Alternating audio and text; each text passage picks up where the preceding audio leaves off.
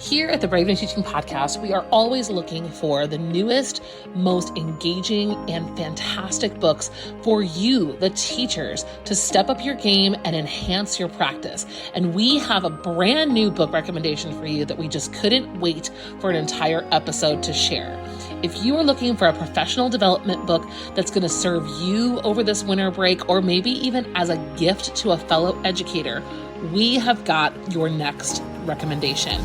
You need to check out Roll Call by Dr. Jenna Copper. As you know, Dr. Jenna Copper is one of the greatest friends we have over here at the podcast. You have downloaded her interview with Marie almost more than any other episode. So I know that a lot of you have heard Jenna and her work and what she's up to. So not only should you listen to that episode, but you need to check out Jenna's brand new book. This book is phenomenal. And as you know, Dr. Copper is an education professor and former English teacher. So she's in everything from teaching students to teaching teachers. And she has written the ultimate guide to creating lessons that will really and truly captivate your students while still meeting those all-important standards. This book, Roll Call, is packed with practical strategies and innovative ideas that will transform your classroom. And for a very special bonus time, Jenna is offering an exclusive perspective plan toolkit absolutely free when you purchase Roll Call. It's going to be so awesome, and you are going to love all of the new ideas that you get. You can buy Jenna's book right now on Amazon. So head over to Amazon.com. Find your copy of Roll Call, and then once you have your order, you're going to go to rollcallbonus.com. That's ROLECALLBONUS.com, Roll Call Bonus, or head to today's show notes and claim your free perspective plan toolkit. It's a freebie right now when she's launching her book for the very first time. It's not going to linger around for very long. Your students will thank you, and you're going to thank you, because this is going to make you feel good about teaching and really amp up your energy. We're so excited for you to read it yourselves and let us know what you think. Talk to you soon and enjoy the show. Well, hello and welcome back to Brave New Teaching. Hello, Amanda. Oh, hey, Marie. Hello, everyone. Oh, hi, how are ya? And Well, welcome hi. back. Oh, hi. To the third chapter of our Novels in Verse collection. Last week, we were talking about essential questions. If you're doing a Novels in Verse unit, or really like a poetry unit, but we're focusing on novels in verse. And the week before that, we did our whole intro of like making the case for these sorts of these sorts of units and different ideas for teaching them. And today we're talking about getting it started. Let's get into some gateway intro activities. Amanda's got an idea. I've got an idea. Truly, I'm the most excited for next week's episode, which is like a weird thing to say in the intro to this episode, but it's because I love supplemental texts and like alternative texts, and it just makes me so excited. But what we're doing today kind of starts to scratch that itch. So I'm excited. Well, and I also want listeners to know that we're just going straight into this. We're not going to talk about what a gateway is, why we do them, and we're not going to really get into that. So if you look down in today's show notes and you're like, I think I need a quick little like, what the heck is a gateway and why would I do it? If you need that, look in the show notes. We'll have a couple of other episodes where we do more of that setup and more of that training. We'll have that linked for you there. Because I think you guys are just, if you're listening to this collection, you're ready for the idea. You don't need the setup for what a gateway is. Well, and I can't remember if it was in last week's episode or the one before that Amanda mentioned, or she and I both talked about, like, we're digging into, like, we're getting into the nerdy nitty gritty here or not. We've done so much overview in the past that we don't want to bore you with that right now. We will link things, go to the show notes, make sure that you're on our email list because we're sending out things all the time. Happy hour members, curriculum rehab people, you guys know where to find all the stuff. And it's time. Let's talk about gateway activities for novels in verse. Specifically, we're talking about Elizabeth Acevedo's The Poet X, but you can translate these to whatever you need to do. Are you ready, Amanda? I'm ready. Let's do it. Let's go. Cue the music.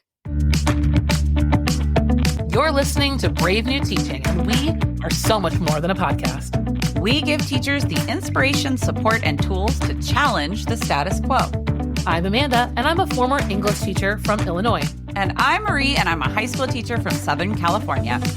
Join us after the show and happy hour to extend your VNT experience with instant access to our resources, workshops, and courses. Visit shop.bravenewteaching.com/happy hour to join us today. We're so glad you're here. Enjoy the show. Okay, Amanda and I have both come with our own ideas. I don't know what hers is. She knows what mine is. Shall we start with mine and then go to yours? Let's go with yours. I like a surprise. So when you are looking at something like a novel in verse and you're looking at poetry that is telling a longer story than students are used to seeing poetry tell, what I see as a need is training their eye and training their analytical part of their brain to pull the story, to extract the story out of that text. So my idea for a gateway, and I've done things that are very similar, but I basically am taking two ideas that I've used in different ways and marrying them here, is to use a song. So not just another poem as an intro, but a song. And I'll explain why a song very specifically with lyrics, because what they're going to do is they're going to analyze a song and they're going to pull the story out of a song and create a 5-part storyboard: exposition, rising action, climax, falling action, resolution. And it is going to be pretty difficult for a lot of songs for them to be able to do that, but it's to train their eyes and their ears to notice things and notice changes. And so it's that whole idea of like the poetic turn. Like we're getting into a lot of skill-based stuff with this essential question, a lot of poetry analysis skill stuff, without being like, have you found the turn of the poem yet? Well, what about figurative language? Like without having to be so on the nose. So for example, here's how this activity will go. I'm going to take everybody's, resounding favorite, somebody like Taylor Swift or even Olivia Rodrigo. Those are two very contemporary songwriters, singer-songwriters who tell specific stories in their music. Just about any rap song from the late 90s through the mid 2010s is also going to have, a lot of music, you just have to look out for content warnings in anybody's stuff. But look at, right, those very storytelly sorts of songs. And what I would have students do is we listen to it all together while they have like a copy of the lyrics in front of them. We listen to it all together and we read along and we mark nothing. We would listen to it at least 3 times through, each time looking for something different. The first time just becoming acquainted. The second time marking out nothing having to do with the actual lyrics themselves, but when they notice a change in the melody, a change in the music. And what that changes, is it tempo? Is it right? So it allows me to give them some different sorts of vocabulary for analyzing text. And it opens their mind to, oh, it's not just the words on the page, it's also what I hear.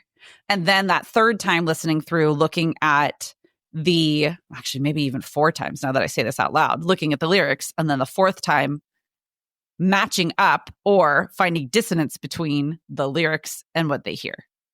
I'm obsessed. And then translating that into plot points. Yeah. No, I'm obsessed. I was listening to you. Well, you told me this idea when we were planning, but hearing I didn't give you the whole thing. Yeah. Through, I was taking notes while you were talking, which I'm sure everyone else was as well. A few notes. Okay, number 1, I have done something similar with this with the every time you listen. And here's a little teacher hack for listeners. Instead of having them like annotate or use a highlighter, I have tricked my children before and I've given them sheets of stickers. Yes. And I've had them put a sticker, because they don't realize, especially this, if you have like 7th, 8th, 9th grade, especially, right? Like you're kind of at the beginning of them understanding how to mark a text. I think this is a really sneaky and fun way to have them mark a text and not even realize what they're doing. And then kind of like going with each of those iterations, you're like, okay, pick a sticker, right? Maybe they're all like different color stars, right? Maybe they're all I was just going to say color coded is probably the easiest way to do it. But then saying, okay, what you just marked was this. Did you realize that this is actually tone, or this is actually like, right now you said tempo or the speed of something. And then they have like kind of backwards created their own like key, their own annotation key without ever having to use a highlighter or a pen. And they feel like they've won that day because they've used I hacked stickers. the whole system. Yes. I mean, and B, they've used stickers. Those are the only two notes. And then my other, here's the first song I wanted to do was Stan by Eminem. I mean, but like, I want to do it with you. Like, I don't recommend that for children, other than the fact that I do recommend that for children because they I'll get missing into out. it, but I don't recommend that for your job security. I don't feel like you would keep your job. I feel like a lot of Eminem songs would be really good for this. Oh, it'd be so good, but like, no. Do you like your job? And wouldn't it be hilarious? Like, what if their homework, you should give them something ridiculous like Bohemian Rhapsody and be like, go do this exact same thing on this nonsense, crazy song and just see what they figure out. See what comes up. Yeah. Yeah. Give them, something impossible, you know, I mean, like giving them the wasteland, you know. Well, and here's yes. Oh my God. Here's a differentiation, right? Leveling hack. Go into musical theater. If like this is 100%. too hard, every song in musical theater tells a story. Just pull out for you. Yes. No One Mourns the Wicked for like Wicked. Yeah. Just the story being told there. Like every single song in Grease tells a story. Every single song in Les Mis tells a story. And you can pull those because that's what they're there for. They're vehicles for plot advancement. So if something like the entire Folklore album by Taylor Swift isn't really, working for you, then go somewhere else. You know who else is great? And I'm going to talk about them more in next week's episode is Fleetwood Mac. Oh, yes. And Joni Mitchell. Good gravy. And this, again, if we haven't freaking preached it enough, this is the beauty of an inquiry unit, is that you are able to give kids so much of the things that they don't have, like background cultural knowledge through music. Yeah. Like when we stop teaching novel units and start teaching inquiry units, we can give kids so much more. Yeah. I love it. Okay. The miseducation of Lauryn Hill, and that's it. That's all I have to say. My word. When kids don't know any of those songs, I'm like, get out, get out. Don't come back. My pain with fingers. Okay, let's go on. I'm not going to Your idea next. Okay, so my idea is a little bit more on the technical side. So this makes a lot of sense. This is why Marie and I are who we are. This is why we are the way we are. Yes. I was thinking a lot about my advice with the essential question and the gateway is that they should be friends. Like for me, a gateway is really tied to introducing the essential question in some way. That might be through a simulation or an experience. That might be through like what Marie's describing. And then at the conclusion, I would pose the essential question as like, this is what we're going to follow. And the kids are going to, I always try to have them write something about the essential question at the beginning so that I have a touch point, right? So that everyone knows kind of where they stand on that EQ from the beginning.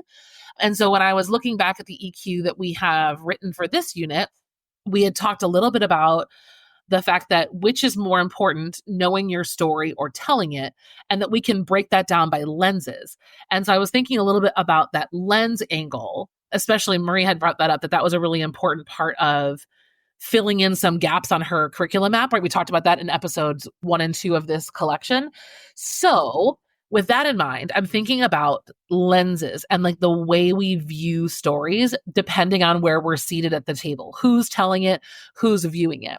And so I did a lesson similar to this, that if you have it, it's my Romeo and Juliet prologue stations. And so let me tell you what that is, and then how I would adapt something that I already do, that I already love, how I would just kind of rearrange things.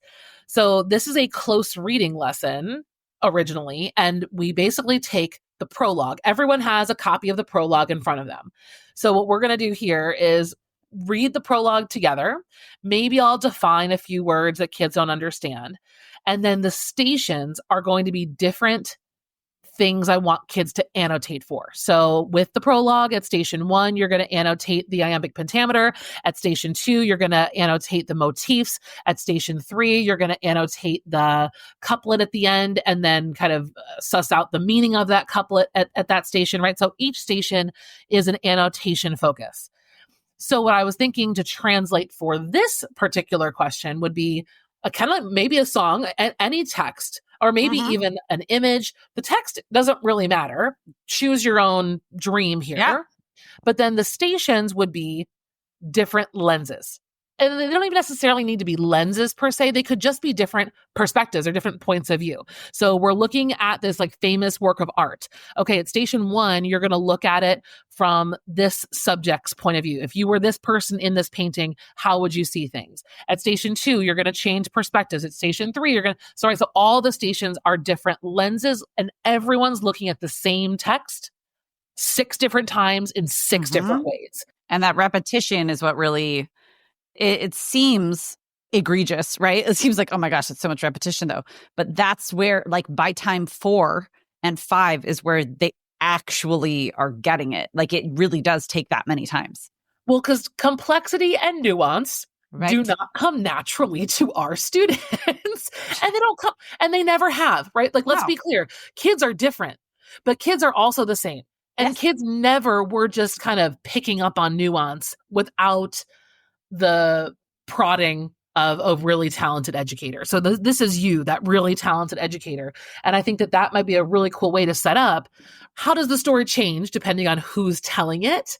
It's kind of a first draft kind of lead into that bigger question that we're going to ask for the unit, getting kids ready to think about, right? Xiomara's story. And I talked about it a little bit last episode, right? Like, how does Xiomara's story change, even from her own perspective, right? When she views herself as a kid, how she views herself, like once she's kind of gone through a lot of changes. Her mom, her dad, her teachers have a story of Xiomara that's not the same story that she knows about herself. When she starts to learn how other people view her, it changes how she sees herself. So I think it really sets up, right? A great gateway is something you can go back to and say, remember when? Yes. Remember when we did this thing? Let's talk about that thing now. When we're in this thing, then it's doing extra work for you. All the work you did to make a great gateway is now doing more work for you in the unit because kids have that foundation that you really spent time to build. Right. No, I love it. Seriously, a good gateway can make or break a unit, no matter 100%. How robust and amazing that unit is. And we've talked about it so many times in our other gateway episodes. So I will not belabor the point. But well, I think what Marie and I did today too, I'm going to pat ourselves on the back, is that we've taken systems we already know work. Yeah. And just translated them, right? Like Marie's is basically close reading. We've done that before. Your kids know how to do that lesson. My kids have definitely done close reading stations. They know how to do that lesson. And we're just swapping out the direction and the content. So we're not really making a ton of extra work for ourselves. And our students, we don't have to retrain them because likely they've done something like this before. Well, yeah. And don't mind me as I replenish my sticker stock. Because you just reminded me how fun it is to give kids stickers. Are you on Amazon? Do we need an entire storefront dedicated to sticker annotation? Hell yeah, we do. It works really well with poetry and music in particular because there's a lot of empty space on the page. It doesn't work quite as well with longer, more prosaic types of text, but it is fun. I'm on it. Okay. Friends, we are coming back to you next week, like I said, with what I am truly like chomping at the bit for, which is our supplemental and alternate text ideas for this unit makeover. Happy Hour members, make sure that you have looked at our resource because you get the whole unit makeover this month. If you are not a part of Happy Hour, I would love to have you come and join us because this month we're looking specifically at this unit makeover, but next month we are implementing all the things we're talking about. We're going to have like work hours together. We're going to have time that we can really just work on our teaching practice with the support of the rest of our Happy Hour group. If you are listening to your Novel in Verse with Kids, don't forget to download our freebie. Even if you're not going to use a full-on gateway and you're just kind of doing like a listening and analyzing version, don't forget to grab that freebie because we made it for you at whatever level you're doing a Novels in Verse unit. So that's all in the show notes too. Mm-hmm. Yeah, use it however works for you. We wanted to make it super usable. So, do whatever you need to do to it. And with that, thank you so much for joining us. Have a wonderful week at school. And we will see you next time. Bye. Thanks again for listening to Brave New Teaching. We'd love to keep the conversation going over on Instagram. And while you're there, check out the links in our bio for the most up-to-date events going on in Happy Hour and the Brave New Teaching community. Thanks for being here and have a great week at school.